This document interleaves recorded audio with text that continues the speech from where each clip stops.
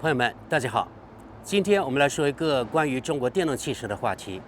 前天，欧盟27个成员国投票通过了关于对中国电动汽车征收惩罚性关税的这个提案，其中有5个国家投了反对票，也就是说，这5个国家反对对中国电动汽车征收关税。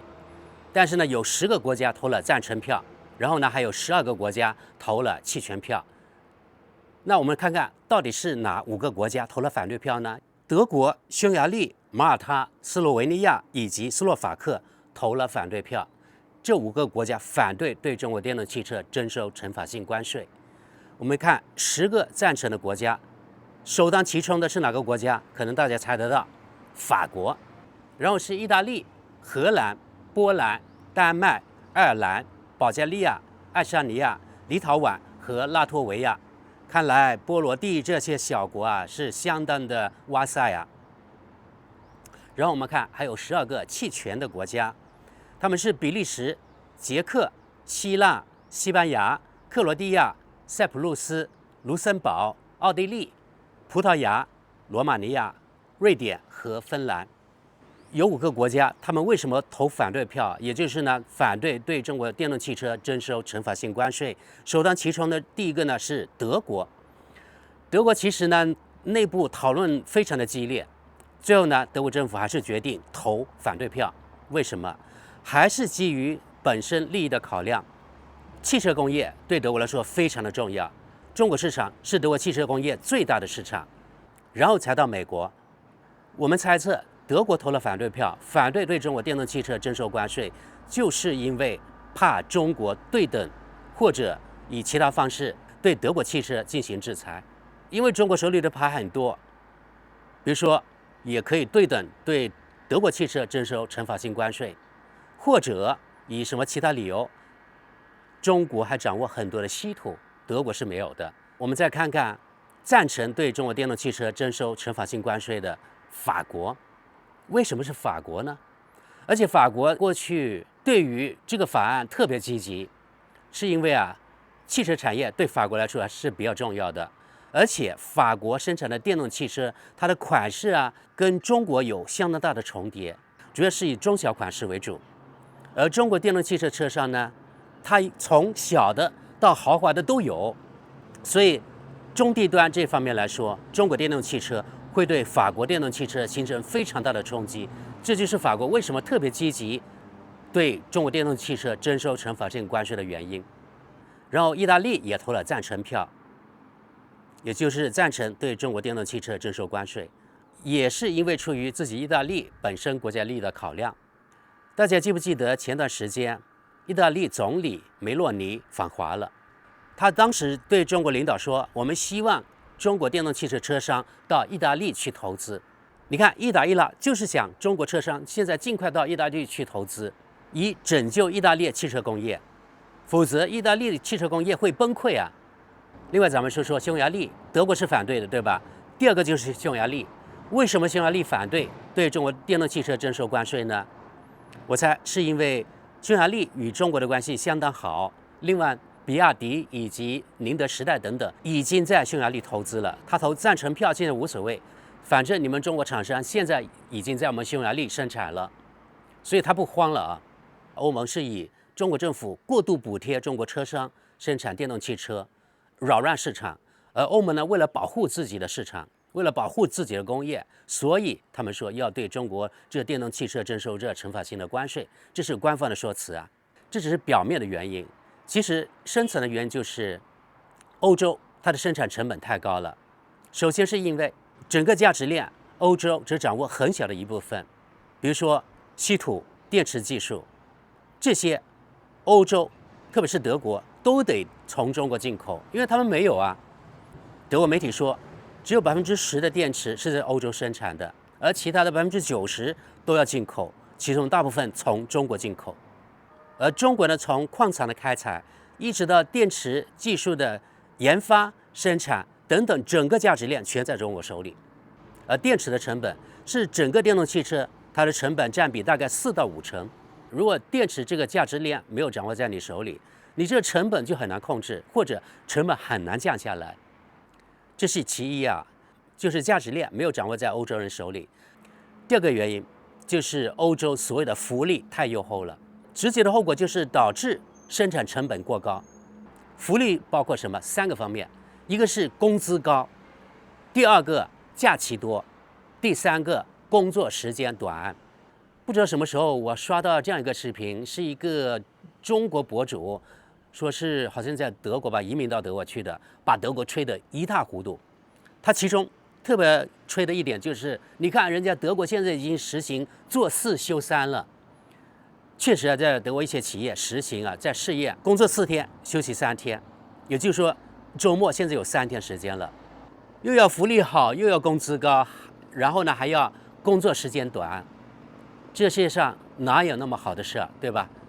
没有免费的午餐，明眼人都知道，像这种模式是不可持续的，就是因为欧洲这个福利太优厚，导致生产成本过高，所以你看德国大众现在遇到了史上最大的困难，生产成本过高啊，导致它的汽车卖不掉。像今年它的销量就少了50万，50万是多少啊？大概相当于2个汽车工厂。你想想看，它的成本有多高？所以前段时间大众高层不得不做出这样痛苦的决定，那就是史上第一次关停在德国的工厂，而且是多家，裁员3万人。你们不是想做4休3吗？现在直接给你们在家躺平，让你们永远在家休息。还有骚操作，在德国工会的势力特别强大。本来呀，大众汽车就特别不景气，然后呢，工会还不答应，今年要加薪7%，业绩不好还要继续加薪，所以劳资谈判现在没有进展。最后，大众高层不得不做出这样的决定：加薪没戏，你们直接回家吧。大众的业绩不仅在德国差，在欧洲差，在中国也非常差。比如说今年上半年，大众在中国的业绩下降了19%，差不多20%啊。因为中国人不再认可大众的燃油车，也不怎么认可大众的电动汽车。好多中国人说啊，现在外国的品牌虽然他们有电动车 BBA 这种啊，现在变成了杂牌车，因为他们的技术至少不比中国更先进，甚至呢比中国更落后。那我中国人为什么要花大价钱去买你德国不那么先进的技术呢？而且这新一代的中国人啊，这些消费者，他不太像老一辈那些什么50后、60后、70后那样对外国人仰视，而是他们可能平视，甚至有一些00后甚至俯视这些外国了。现在，所以呢，中国新的年轻人，他们的消费观，他们对所谓国际品牌的认可，没有像老一辈中国人那样，因为老一辈中国人啊，他们是处在中国很积弱的时候，经济很落后的时候，所以他们对所谓的外国品牌有一种天然的仰视感。那现在中国年轻人很多不太像那样了，这就导致了不仅是外国车，还导致了其他外国品牌在中国不再那么受欢迎了。不仅是大众一家啊，德国现在很多的工业都一样，比如说与汽车有关的零部件供应商，像博世啊、采埃孚啊等等，他们都得裁员，有的裁员15000，有的裁员好几千，或者直接关门。其他产业一样。所以在德国现在，别看啊，好像表面上他们过得非常的滋润，现在其实啊是倒闭的倒闭，出走的出走。比如说很多产能出走到美国，出走到中国去了。大众在德国现在特别的不景气，但是呢，他们增加在中国的投资，好像在安徽省，对吧？原来是投资了10几亿欧元，现在又增资24亿欧元，电动车的研发搬到中国去了。德国这边关门，难道人家资本家他不知道哪个地方有钱赚，哪个地方有前景吗？对吧？关门的地方绝对是没有前景的，所以要关门呢。不是说一天你的工会势力强大，要为自己的工人争取权益吗？争取来争取去，最后争取了什么？空气。做4休3原来好像是一个很好的梦，德国的也是很多德国工会想争取的，最后落得自己的工人下岗了，失业了，在家。大众不是独家现象，而是整个德国汽车产业，他们错过了电动化这个技术。他们认为我们德国燃油车技术遥遥领先，所以呢，我们不担心德国现在很多人甚至呢，经理人还是认为啊，燃油车的技术还是要比电动汽车更有前途，因为他们还认为，燃油车首先的电池它的续航是个非常大的问题，是个硬伤，最多就是几百公里，特别是冬天，像德国或者北欧这样的气候，可能它的续航会减半或者只有6-7成左右。他们的媒体也这样宣传，导致了普通德国人认知也一样。这就是为什么你看今年在德国，我只知道德国市场啊，对电动汽车它的需求反而比去年还下降，就特别奇怪，对吧？中国是每年往上升的，而德国要比去年更低。一个原因就是德国媒体的宣传，拉油车踩电动车，这是德国媒体的术语，所以导致了普通德国人非常排斥电动汽车。第二个，其实不少的德国人基于环保的理念，他们是想买电动汽车的，但是由于错误的认知，比如说他们认为这个续航不行，对吧？德国媒体还做了这样的报道，认为呢，电动汽车在生产过程中极度不环保，甚至呢比燃油车还要不环保，要排放更多的二氧化碳才能生产一辆电动汽车。另外还有说电，虽然电动汽车在开的时候碳排放为0，但是这生产的电力它是要产生二氧化碳的。德国的电是怎么生产的呢？煤炭是很大的一部分，然后呢才到太阳能、什么风能等等。法国就不太一样，因为法国它大部分电力呢是核电，所以它的二氧化碳排放相对来说要比德国要小得多。第三个原因就是德国呢，它的电动汽车特别的贵。我今天还看了一个节目，同款式的电动车要比同款式的那个燃油车平均呢在德国贵15000欧元，如果折合成人民币，那就是贵12万人民币。所以在德国，电动汽车是天价啊，大部分消费者都买不起。就是说，在德国，由于电动汽车昂贵，所以导致电动汽车它的需求反而比去年还下降。还有一个原因，那就是德国的电力非常昂贵。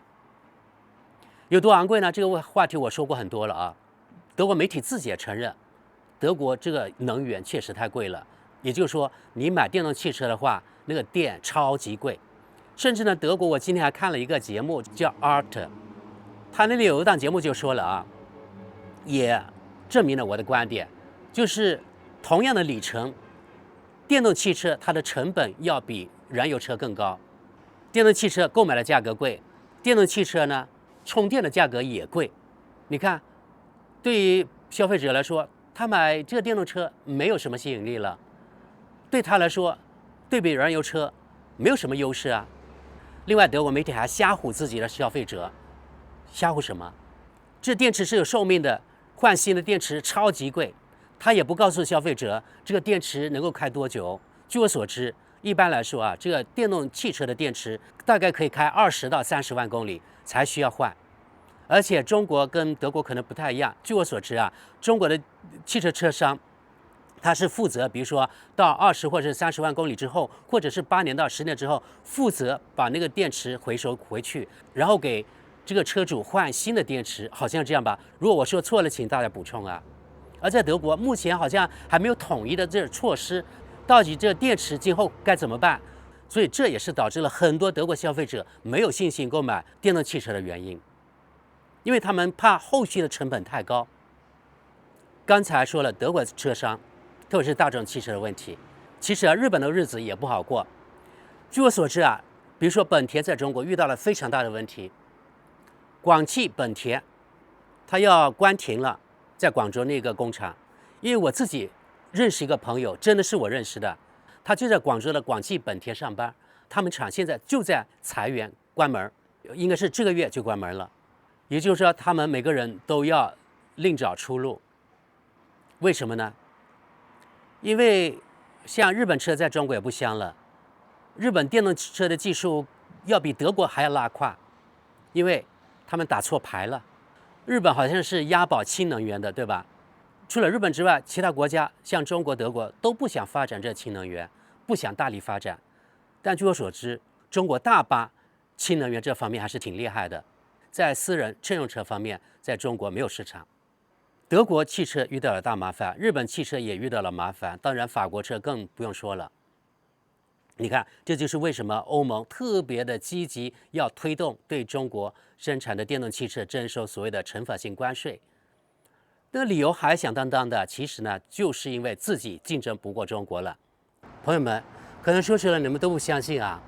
欧洲人认为，中国政府花大价钱补贴自己的车企，以低于成本价卖到欧洲来，也就是说，在欧洲每卖一辆中国这电动汽车，那欧洲人享受到了好处，因为中国是低于成本价卖给欧洲人的。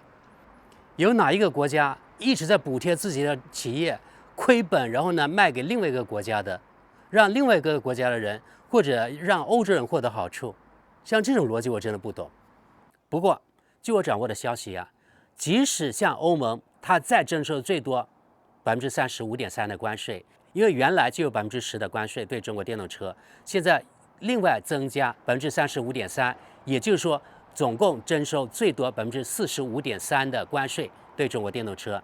但是比如说有一个非常著名的全球最大的电动汽车生产商，他们的生产成本其实要比他们自己说的还要低得多。比如说这个厂生产的款式在中国可能是7-8万人民币，对吧？这个7-8万其实它利润还很高，它其实一点都不担心在欧洲征收这35%的关税。只不过中国电动汽车生产商现在不想在欧盟、在欧洲卖的那么便宜，因为本来其他生产商卖的都很贵，你一个人卖的那么便宜没有意思啊，对吧？有钱赚不香吗？人家卖3万，那我就卖2.8万，我还有钱赚。所以今后啊，你欧盟即使多征收35.3%的关税，对于像中国汽车生产商来说，绝对还有很多的钱可以赚，利润还很高。中国人根本不怕。这是我掌握的中国电动汽车生产商的消息，就是说中国不怕征收关税。如果我说的夸张一点，就是说35.3%的另外的关税，其实啊对很多中国车商来说就是毛毛雨，不算什么。比如说它的出厂价原来我说啊人民币可能是5万元，对不对？再增加35%的关税，相当于1/3强，就相当于增加了17000块钱。17000块钱折合成欧元，那就是2000多欧元。即使我在欧洲，那个原来的售价不变，相当于我比原来利润少了2000多欧元，但是我的成本在这里是5万人民币。到欧洲，比如说我原来卖3万的，现在呢多交了2000欧元的关税，相当于只有2.8万。在德国，比如说2.8万的零售价，然后呢对比在中国6000多欧元的出厂价，你除了运费啊、关税啊、其他运营成本之外，这个中间你们说它的利润有多大？